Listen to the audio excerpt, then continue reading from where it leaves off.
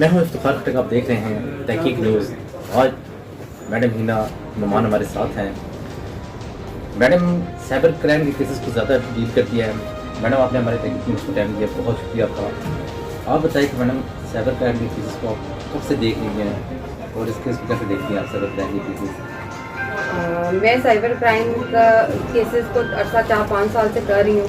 Cyber crime बहुत increase होता जा रहा है। किसी को डैमेज करने के लिए साइबर से बढ़ के ज़्यादा और कोई क्राइम नहीं है। सोशल मीडिया सबसे ज़्यादा इजी अप्रोच है किसी को डैमेज करने के लिए other than other crimes.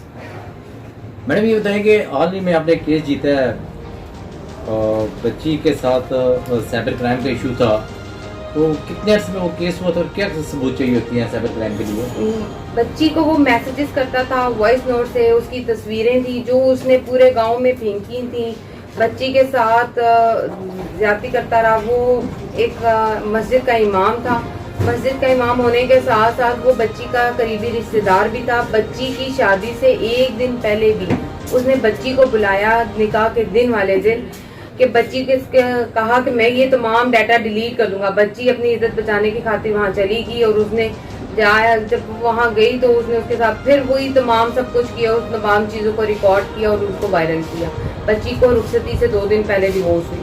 Madam क्या मोबाइल सोसाइटी में आने से ज़्यादा या हमारी जो बच्चियाँ ये फेसबुक या ट्विटर वगैरह यूज़ करती हैं, क्या इसमें माँ बाप का भी कोई किरदार रोल होता है? यानी ये फेसबुक यूज़ करती हैं या अपनी तस्वीरें सेंड करना, ये लड़कियों की कहाँ तक कोताही होती है? देखिए लड़कियों खाली पेरेंट्स का इसमें कोई रोल नहीं है। देखिए पेरेंट्स नहीं चाहता कि उसके बच्चे के साथ कोई गलत काम हो या उसका बच्चा कोई इस तरह की एक्टिविटी में इन्वॉल्व हो। बच्चों को उनके फ्रेंड्स, उनकी सोसाइटी डैमेज करते हैं। बहुत सारे बच्चियां ऐसे हैं। सिर्फ बच्चियों की बात नहीं रह जाती, इसमें बड़ी उम्र के पेरेंट्स, बड़ी उम्र के लोग भी शामिल हैं। हमने ऐसे केसेस भी साइबर में देखे हैं जिसमें बाप बच्ची के साथ ज्यादती कर रहा है, जना कर रहा है और उन चीजों को प्रिजर्व करके सोशल मीडिया पे वायरल कर रहा है। इवन यूट्यूब पे वायरल कर रहा है। लोगों को पैसे दे के अपनी सगी औलाद के साथ, अपनी सगी बेटी के साथ करके उनको बेच रहा है। मैंने हाल में इसी तरह एक केस हुआ था थाना रवाद का।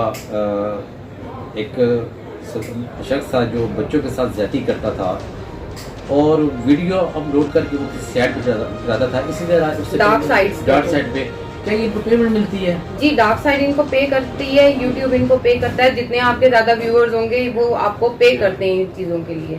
इसमें हमारी हुकूमत का क्या रोल होना चाहिए? साइबर क्राइम किसके अंदर में आता है? गवर्नमेंट किसके वज़ीर दाखिला या कौन इसको? देखिए ये साइबर फेडरल के अंडर आता है और इसको साइबर जितना सोशल मीडिया तमाम इसको मिनिस्ट्री पीटीए इसको ब्लॉक कर सकती है। वो तमाम साइट्स इन एक्टिविटीज को चेक एंड बैलेंस रख सकती है।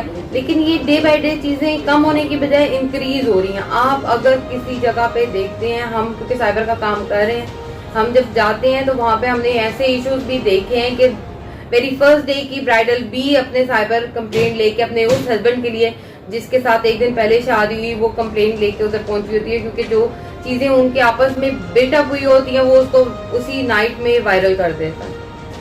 मैडम एक चीज़ है कि हाल ही में एक थाना सिटी में केस हुआ था। मियाँ बीवी थे, लोगों को ब्लैक किडनैप करते थे या वो उनकी मूवीज़ वगैरह वो बनाते थे।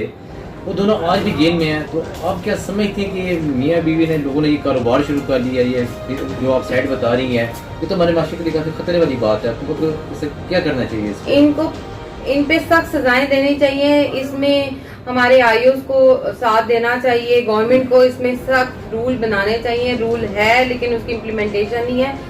उन इफेक्टिव्स को डराया जाता है कि जी आपकी इज्जत जितनी नीलाम होनी थी वो हो चुकी है, लेकिन अब आप अदालतों में, कचहरियों में अपनी बच्चियों को लेके जाएंगे, बच्चों को लेके जाएंगे, उनकी इज्जत और बदनाम होगी।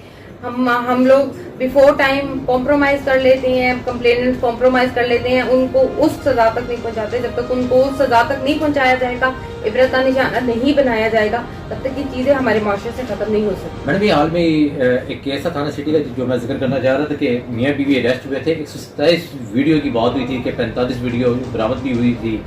फिर CP रावलपिंडी साहब की बहुत मेहरबानी, उनकी पंजाब पुलिस का बहुत उसमें रोल था कि बच्चों को सामने नहीं लाया जाएगा क्योंकि कई बच्चों की शादी होगी, किसी का घर खराब ना हो। मैडम मुझे ये बताएं कि बाद में कहा गया कि वो साइबर क्राइम का केस है। जब साइबर क्राइम को भेजा गया उन्होंने कहा ये हमारे अंडर में नहीं है, तो क्या मुलजमान को इस चीज़ से फायदा हासिल होगा? जी फायदा उनको बहुत हासिल होगा। साइबर क्राइम में क्योंकि कंप्लेनेंट का होना बहुत ज़रूरी है, वो चीज़ें शेयर हुई होनी चाहिए। जब तक मेरी अगर किसी ने कोई वीडियो सपोज बनाई है और उसको प्रिजर्व कर लिया और उसको फर्दर आगे वो बेच रहे हैं, तो वो उसको अगर सोशल मीडिया पे ब्लैकमेलिंग के वजह से उसको वायरल नहीं करेंगे, कोई एक थ्रेट नहीं आएगा, तो वो क्राइम नहीं है। फिर वो इसका मतलब है कि मेरी कंसर्न से वो वीडियो बनी है, उसका शेयर होना ज़रूरी है, उस क्लाइंट की वो वीडियो का शेयर होना ज़रूरी है। और उसका साइबर में लोकल पुलिस से हट के चीज़ें होती हैं।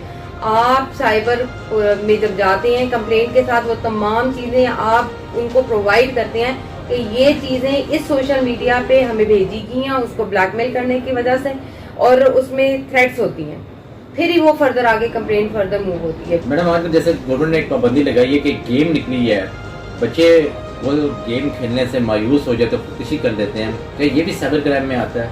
ये एक सोशल मीडिया है, सोशल क्राइम है। इसमें बच्चे अब सुसाइड अटेम्प्ट कर रहे थे, बच्चे इसमें बहुत ज्यादा इन्वॉल्व थे। जिस दिन आपने देखा है वो पबजी बैन हुई है, सेम नाइट लोगों ने उसको हैक कर लिया उस आईडी को, पीटीए की। मैडम आप हमारे तहकीक न्यूज़ की जानिब से फैमिलीज़ को और बच्चियों को क्या मैसेज देना चाहती हैं कि साइबर क्राइम से बच्चे, ताकि अंदर बच्चे बच सकें और ऐसे किसी के जाल में ना फंस सकें, तस्वीरें वगैरह या वीडियो शेयर ना करें, कोई मैसेज आप देना चाहते हैं मैडम? मैं यही मैसेज दूंगी कि किसी पे ट्रस्ट ना करें खुदारा। आपके पेरेंट्स, आपके बहन भाई, इनसे अच्छा आपका सिंसियर फ्रेंड कोई भी नहीं है। आप अपनी फैमिली में ही अपने फ्रेंड्स को ढूंढें। आपके पेरेंट्स, आपके बहन भाई आपके अच्छे दोस्त हैं। बाहर किसी के ऊपर ट्रस्ट ना करें। जो बंदा, सिर्फ एक छोटी सी बात माइंड में रखें, जो बंदा आपके साथ कोई अगर रिलेशन बिल्डअप कर रहा है और उन चीज़ों को प्रिजर्व कर रहा है, तो उसके पीछे उसके कोई मुलजिमाना या कोई मुजरिमाना मोटिव्स हैं जो बाद में आपको ब्लैकमेल करेगा। हमारे साथ थी मैडम हिना नूरीन, तहकीक न्यूज़। मैं हूँ इफ्तिखार खट्टर। हम मैडम को शुक्रिया अदा करते हैं प्लेटफॉर्म से।